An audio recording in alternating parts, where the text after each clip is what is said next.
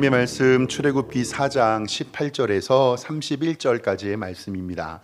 구약 성경 86쪽쯤에 기록되어 있습니다.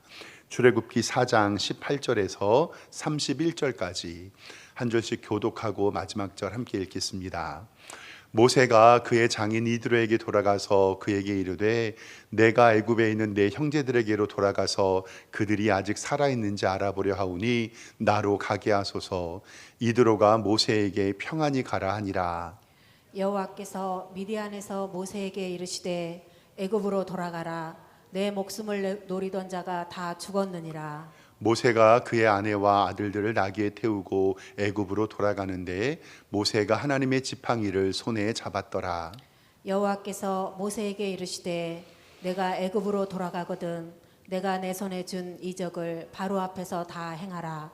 그러나 내가 그의 마음을 완악하게 한즉 그가 백성을 보내주지 아니하리니 너는 바로에게 이르기를 여호와의 말씀에 이스라엘은 내 아들 내 장자라. 내가 내게 이르기를 내 아들을 보내주어 나를 섬기게 하라 하여도 내가 보내주기를 거절하니 내가 내 아들 내 장자를 죽이리라 하셨다 하라 하시니라. 모세가 길을 가다가 숙소에 있을 때에 여호와께서 그를 만나사 그를 죽이려 하신지라. 십보라가 돌칼을 가져다가 그의 아들의 포피를 베어 그의 발에 갖다 대며 이르되 당신은 참으로 내게 피난편이로다 하니 여호와께서 그를 놓아 주시니라. 그때에 십보라가 피난편이라 함은 할례 때문이었더라. 여호와께서 아론에게 이르시되 광야에 가서 모세를 맞으라 하시매 그가 가서 하나님의 산에서 모세를 만나 그에게 입맞추니 모세가 여호와께서 자기에게 분부하여 보내신 모든 말씀과 여호와께서 자기에게 명령하신 모든 이적을 아론에게 알리니라. 모세와 아론이 가서 이스라엘 자손의 모든 장로를 모으고 아론이 여호와께서 모세에게 이르신 모든 말씀을 전하고 그 백성 앞에서 이적을 행하니 백성이 믿으며 여호와께서 이스라엘 자손을 찾으시고 그들의 고난을 살피셨다 함을 듣고 머리 숙여 경배하였더라. 아멘. 주보에 기록된 대로 우리 오른손 높이 들고 믿음의 고백 선포하겠습니다. 나는 천지를 지으신 여호와께 복을 받는 자입니다. 아멘. 우리 옆에 있는 성도님들과 인사하겠습니다. 좌우 돌아보시면서 주님의 이름으로 사랑합니다 인사하겠습니다. 네, 주님의 이름으로 사랑합니다. 예배 잘 오셨습니다. 하나님께서 오늘도 우리에게 은혜 주심을 믿습니다. 불순종하는 모세의 모습을 겸손을 가장한 인본주의 혹은 겸손을 가장한 불신앙이라고 말씀드렸습니다. 하나님의 방법, 하나님이 사람을 사용하시는 방법은 내게 일을 맡기시면 내게 능력도 주실 줄 믿습니다. 이것이 하나님의 방법입니다. 하나님께서는 모세에게 기적을 보여줘도 하나님을 신뢰하지 않았습니다. 그리고 하나님 앞에 하나님 저는 혀가 뻣뻣하고 우둔합니다. 보낼 만한 자를 보내소서라고 얘기합니다. 가만히 살펴보면 피조물인 우리가 창조주인 하나님 앞에서 할 말은 아니죠. 간이 배 밖으로 나왔습니다. 겁을 상실했습니다. 그래도 하나님은 모세를 오래 참고 기다려 주십니다. 말을 못한다고 하니 말을 잘하는 형님 아론을 만나게 해 주십니다. 이것이 바로 하나님께서 우리를 사용하시는 방식입니다. 스스로 작은 아이라고 순종할 수 없다고 했던 예레미야도 사용하시고 가장 약하고 작은 지파라고 할지 못하는 기드온도 사용하시고 입술이 부정하여 못 간다고 했던 이사야도 하나님께서 사용하시고 나이가 어려서 사역할 수 없었던 디모데도 사용하시고 이새의 집 막내 아들 다윗도 사용하시고 예수님을 3번 부인한 베드로도 예수님께서는 사용하십니다. 부족한 그들을 하나님의 열심으로 사용하시고 그들을 하나님께서 인도해 주심을 믿습니다. 이제 하나님께서는 모세에게 지팡이를 들게 하시고 애굽으로 가라고 명령하십니다. 이제 모세는 하나님의 지팡이를 들고 이제 오늘 말씀이 시작이 됩니다. 처음 광야에 나갔을 때 갈 곳 없는 모세를 거두어 주었고 자기의 딸을 내어 주어서 결혼시키고 40년 동안 광야에서 함께 산 장인에게 인사를 하러 갔습니다. 그것이 오늘 15절에 기록되어 있습니다. 성경 18절입니다. 성경 18절 보면 모세가 장인 이드로에게 돌아가서 그에게 이르되 내가 애굽에 있는 내 형제들에게로 돌아가서 그들이 아직 살아있는지를 알아보려 합니다. 그러니 이제 저 가니 인사드립니다 라고 얘기를 해요. 그랬더니 이드로 장인이 모세에게 평안히 가라라고 얘기를 합니다. 이제 애굽으로 갈 결심이 섰고 내 형제들이 아직 살아있는지 보러 가겠습니다. 19절에 여호와께서 말씀하시지요. 미디안에서 모세에게 이르시되 애굽으로 돌아가라. 그리고 내 목숨을 노리던 자가 다 죽었다라고 말씀합니다. 두려움에 떠는 모세에게 내 목숨을 노리던 자가 다 죽었고 이제 너는 가서 하나님의 일을 감당하라라고 말씀을 합니다. 이렇게 떠나는 모습을 성경은 이렇게 표현합니다. 20절 말씀에 모세가 그의 아내와 아들들을 나귀에 태우고 애굽으로 돌아가는데 모세가 하나님의 지팡이를 잡았더라. 아멘. 모세가 하나님의 지팡이를 잡았다라고 이렇게 표현합니다. 오늘 말씀에서 중요한 것, 바로 모세가 잡은 지팡이는 더 이상의 모세의 지팡이가 아니라 하나님의 지팡이입니다. 이전까지는 이 지팡이는 양을 칠 때 사용하는 평범한 지팡이였지만 이제 하나님의 소명을 받아 이집트로 향하는 순간 이 지팡이는 모세의 지팡이가 아니라 하나님의 지팡이가 됩니다.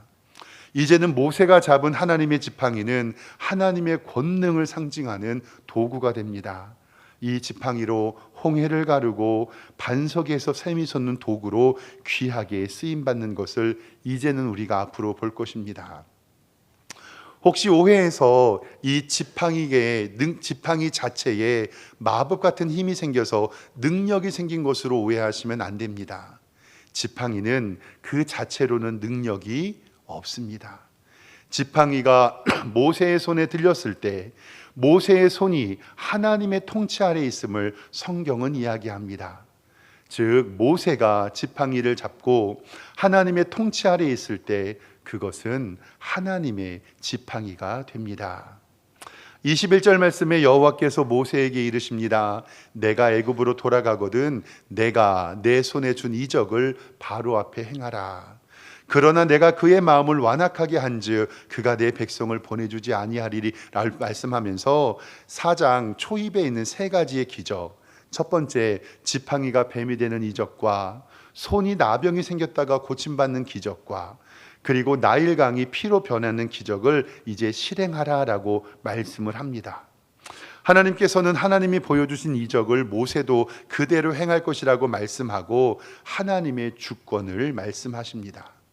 그리고 하반절 말씀에 내가 그의 마음을 완악하게 하겠다라는 말씀이 있는데 내 백성을 보내주지 아니하였다는 것을 하나님께서 막으셨다라고 생각할 수 있는데 이게 조금 신학적인 표현이 필요합니다.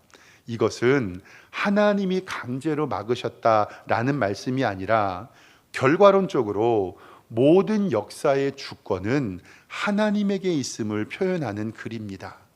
이것을 신학적 용어로 유기라고 하는데 인간의 악한 봉선과 죄를 그냥 두셔서 역사를 이루시지만 우리가 반드시 기억해야 할 것은 그 역사를 주관하시는 분이 하나님이시고 지금도 하나님께서는 우리의 머리털 세신 바 되고 새 한 마리가 팔리는 것도 하나님의 주권 아래 있음을 우리는 이해할 수 있습니다.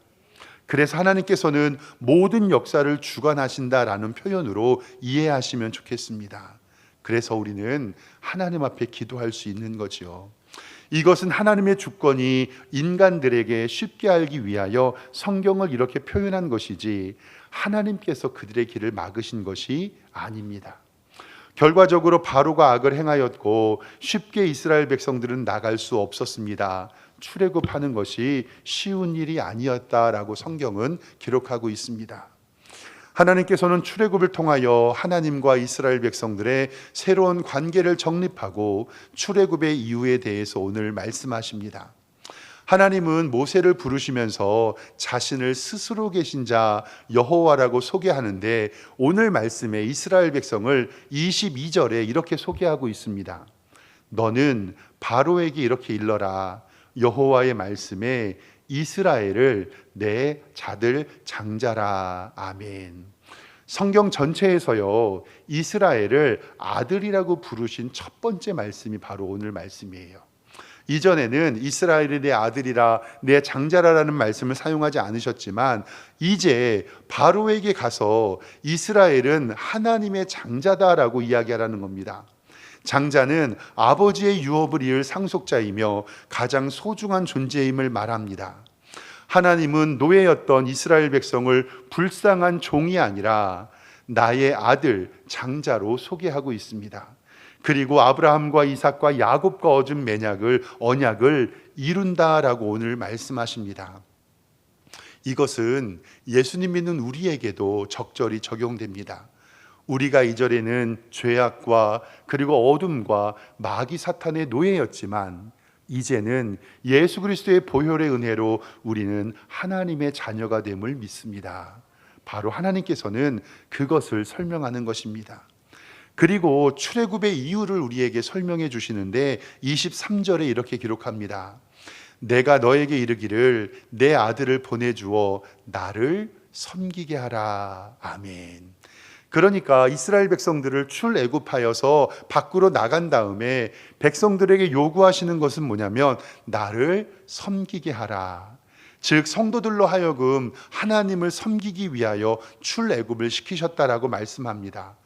내가 보내주기를 위하여 거절하여도 내가 내 아들 장자를 죽이리라 하셨다는 것 같다라고 말합니다. 하나님께서는 장자된 이스라엘 백성이 출애굽하여 하나님을 섬기게 하신다. 즉 출애굽의 목적은 단순히 이스라엘 백성들을 노예에서 해방하고 노동에서 착취하는 것에서 벗어나는 것이 아니라 그 광야에서 하나님을 섬기는 것, 즉 궁극적으로 하나님을 예배하기 위해서 우리를 부르셨다라는 찬양입니다. 우리가 예배 전에 늘 찬양하는 부르신 곳에서 어떠한 환경에서도 나는 예배한다라는 이 표현이 바로 이스라엘 백성들은 40년 광야의 생활 동안에 하나님을 섬기며 하나님을 예배하고 그곳에서 성막이 만들어지고 하나님을 제사하는 방법을 배웠다라는 사실을 꼭 기억하시기를 바랍니다. 하나님께서는 우리를 노예에서 해방하시고 우리를 장자 삼으시고 하나님을 섬기는 예배자로 불렀다라는 사실입니다. 하나님께서 출애굽을 하신 목적과 바로 이 사람을 만든 목적이 같습니다. 즉 하나님을 섬기는 것, 하나님을 예배하는 것, 하나님을 찬양하는 것, 하나님을 높이는 것, 하나님만 바라보는 것, 이것이 바로 우리가 출애굽하여 하나님을 섬기는 것입니다. 이사야 43장 21절에는 이렇게 기록하고 있습니다. 이 백성은 내가 나를 위하여 지었나니 나를 찬송하게 하려 함이니라. 에베소서 1장 6절에도 그의 은혜의 영광을 찬송하려고 우리를 만들었고, 고린도전서 10장 31절에 그런즉 너희가 먹든지 마시든지 무엇을 하든지 다 하나님의 영광을 위하여 하라. 아멘. 즉 하나님께서는 이스라엘 백성들을 출애굽하여 하나님을 섬기게 했던 것처럼, 사랑하는 성도 여러분, 우리가 광야 길로 가든 세상에 가든 어떠한 환경에서도 하나님을 찬송하며 하나님을 예배하며 하나님께 영광 돌리는 우리 성도님들 되시기를 주님의 이름으로 축원합니다. 그러나 바로는 하나님의 명령을 듣지 않을 것이라고 말씀합니다. 그러면 그의 아들 장자를 죽이겠다고 말씀하십니다. 바로 이것이 10번째 재앙의 마지막인 장자의 죽음입니다. 그런데 이렇게 잘 바로에게 가서 모세가 하나님의 뜻을 순종하며 일을 행할 것처럼 보였는데 갑자기 하나님께서 모세를 죽이시려고 하는 장면이 성경에 나옵니다. 깜짝 놀랍니다. 24절부터 성경을 좀 보면요, 모세가 길을 가다가 숙소에 있을 때에, 이 숙소는 집이 아니라 이제 모세가 애굽으로 떠나려고 하는 간이 텐트 정도를 얘기해요. 이제는 일을 시작하려고 있을 때에 여호와께서 그를 만나사 갑자기 그를 죽이려고 하시는 거예요. 이제는 40년 동안 그를 훈련하여 주셨고 애굽으로 보내면 되는데 갑자기 그를 죽이려고 하시니 그의 아내 십보라가 깜짝 놀랍니다. 25절에 십보라가 돌칼을 가져다가 그의 아들 포피를 베어 그의 발에 갖다 대어 이르되 당신은 내게 피남편이로다. 이 피남편이라는 뜻이 피로 남편이 되었다라는 뜻이에요. 26절에 여호와께서 그를 놓아주시리라. 그때에 십보라가 피남편이라 함은 할례 때문이었다라고 성경은 기록합니다. 하나님께서요, 모세를 이렇게 죽이시려고 했던 이유는 바로 그의 아들이 할례를 받지 않았기 때문에 그렇습니다. 그래서 십보라는 깜짝 놀라서 그 즉시 아들에게 할례를 지키고 그 표피를 베어 그 모세의 발 아래 둡니다. 그리고 나서 자기의 남편을 피로 남편이 되었다, 그래서 피남편이라고 얘기합니다.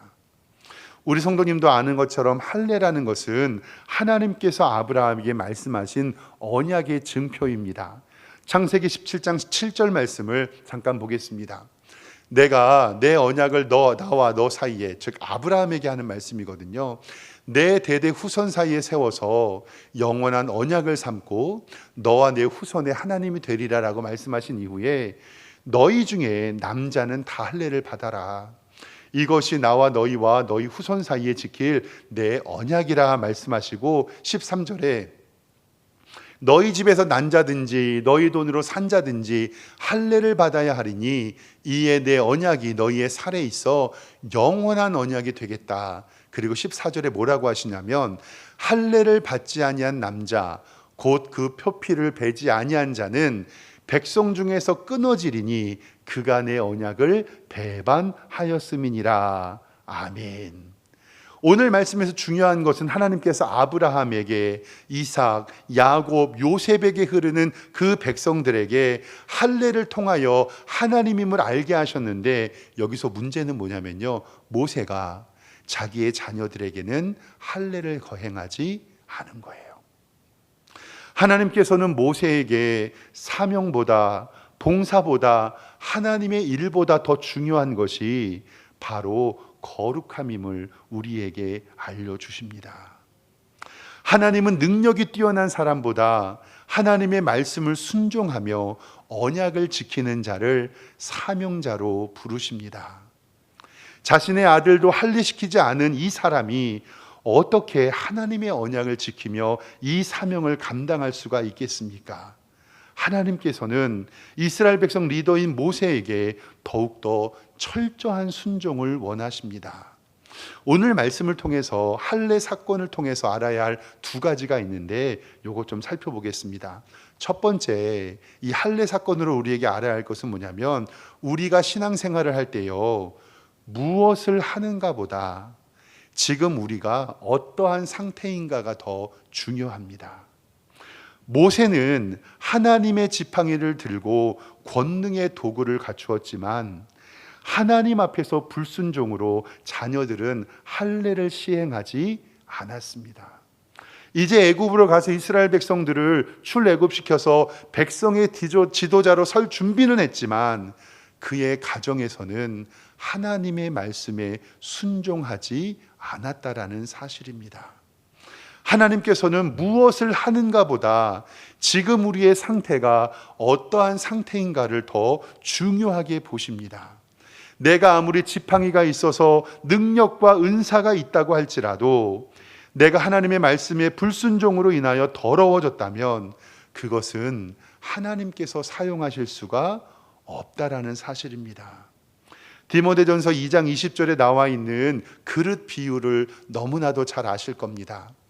큰 집에는 금그릇도 있고 은그릇도 있고 나무 그릇도 있고 질그릇도 여러 가지 그릇이 있는데 그 중에서는 귀하게 쓰는 그릇도 있고 천하게 쓰는 것도 있는데 21절이 중요하죠.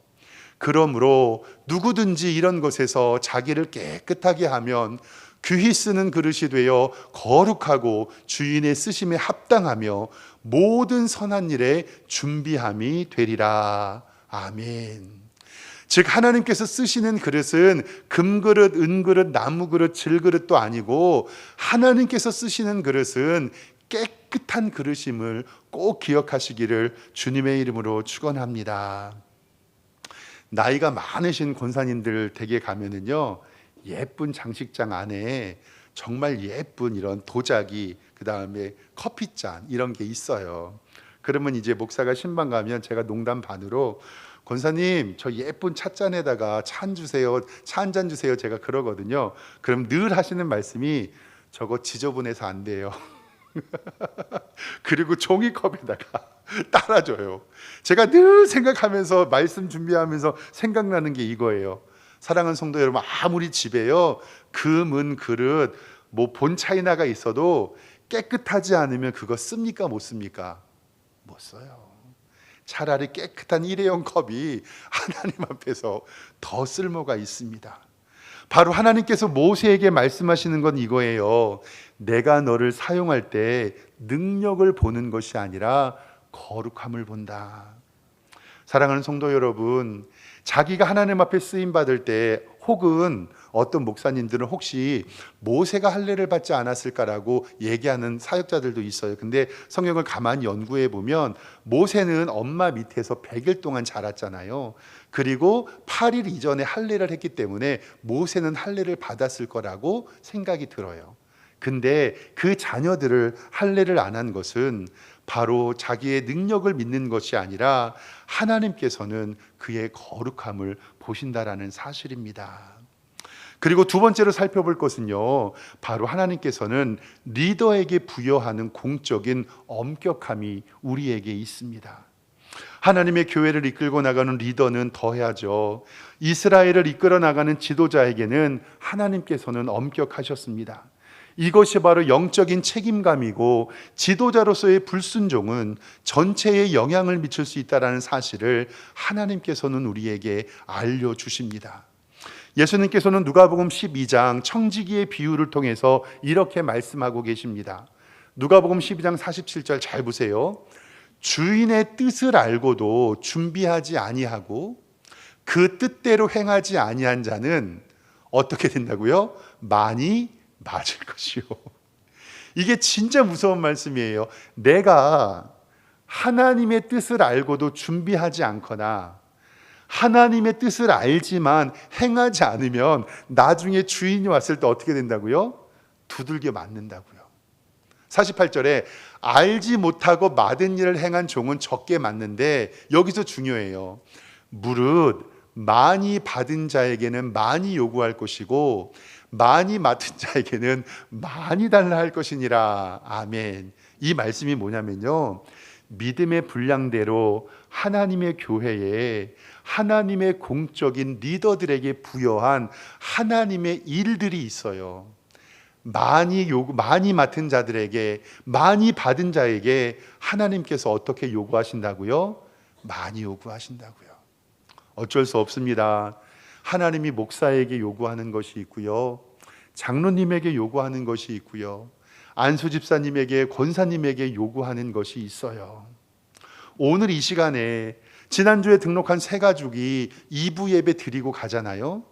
그거는 진짜 박수치고 환영할 일입니다. 너무너무 잘하셨습니다. 근데 사랑하는 성도 여러분, 우리 성도님들이 오늘 2부 예배 드리는 것은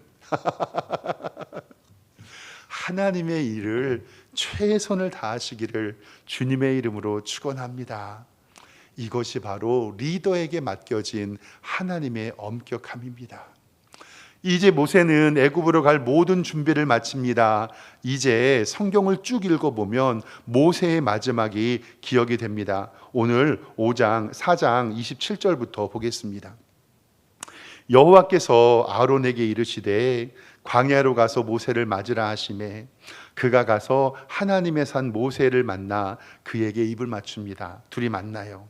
28절에 모세가 여호와께서 자기에게 분부하여 보내신 모든 말씀과 여호와께서 자기에게 명령하신 모든 이적을 아론에게 알립니다. 이해가 되죠? 29절에 모세가 아론에게 가서 이스라엘 자손의 모든 장로들을 모으고 이제 만난 거죠. 30절에 아론이 여호와께서 모세에게 이르신 모든 말씀을 전하고 그의 앞에서 이적을 행합니다. 마지막 31절에 백성이 믿으며 여호와께서 이스라엘 자손을 찾으시고 그들의 고난을 살피셨다 함을 듣고 머리 숙여 경배하였더라. 아멘. 이제는 모세는 하나님의 지팡이를 나아갑니다. 물론 자녀의 문제로 할례로 어려움을 당했지만 이 일로 하나님께서 쓰임받는 사람은 능력이 아니라 거룩임을 알게 됩니다. 사랑하는 성도 여러분, 이번 한 주도 하나님의 지팡이를 들고 거룩함으로 하나님 앞에 귀하게 쓰임받는 복된 성도님들 되시기를 주님의 이름으로 축원합니다. 기도하겠습니다. 하나님 아버지, 우리에게 귀한 사명 맡겨주시고 무엇을 하는가 보다 우리에게 어떠한 상태인지를 더 중요하게 보시는 하나님, 그리고 우리에게 직분 맡겨주시면서 거룩한 엄격함을 주신 하나님, 그 믿음 가지고 나아가게 하여 주시고 오늘도 승리하게 하여 주시옵소서. 하나님, 우리 사랑하는 성도들이 주님께 충성하여 하나님의 복을 누리는 복된 성도들로 인도하여 주시옵소서. 예수 그리스도의 이름으로 기도드리옵나이다. 아멘. 다 같이 일어나셔서 낮은 자의 하나님, 우리 함께 찬송하겠습니다.